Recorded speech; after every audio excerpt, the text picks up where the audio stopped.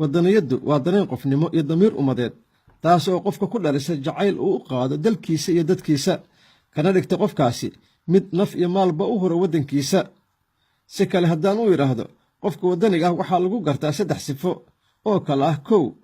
waddanigu waa qof naftiisura ah 2 waa qof maalkiisura ah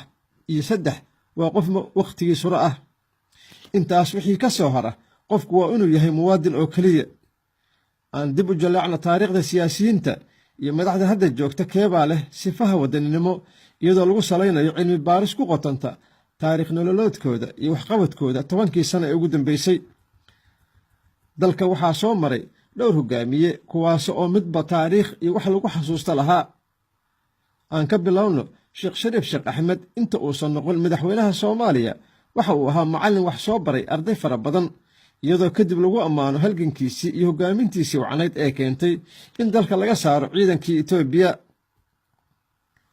madaxweynihii hore ee Soomaaliya xasan sheekh maxamuud waxaa lagu sifeeyaa mid ka mid ah aabayaashii waxbarashada Soomaaliya isagoo tan iyo burburkii dalka ku dhex jiray maamulidda iyo aasaasidda goobo waxbarasho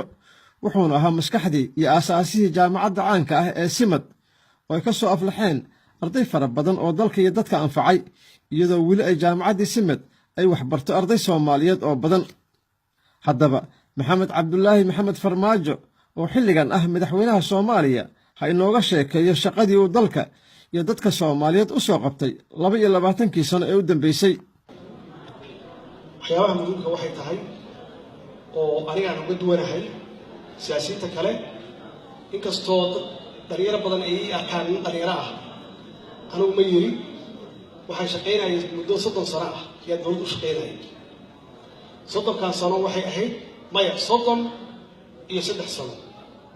yaa dowladda u shaqaynayay laga bilaabo dowladda hoose oo magaaladan kadibna waxaan aaday meesha la yiraahdo county-ga Erie County aan deganahay markii la magacaabay ka horna waxaan u shaqaynayay state-ka markii aan soo casilayna state-kii aan dib ugu soo noqday wadani aniga waxaan u aqaanaa ninka dalkiisa iyo dalkiisa u qabtay dhibaatada intay ku jireen dhex joogay la sabray waxa la sameeyay iskoolada u dhisay ceelasha u qoday ilmaha aqoonta u xanaaneeyay waxa la yidhi dadkiisa dhibaatada uga sabray nabiga wuxuu yidhi muslimka waa kalfad badan yihiin dadka dhibkooda ku dhex jiray sabra iyo mu'minka kaligiis meel iska dawo lafihiisa isaga aysan way kala fiican yihiin Soomaaliya waxaa timid qof leeyahay waa wadani aan waddanka 30 sano tegin oo waxba ka qaban oo wax qaban waa wadani yahay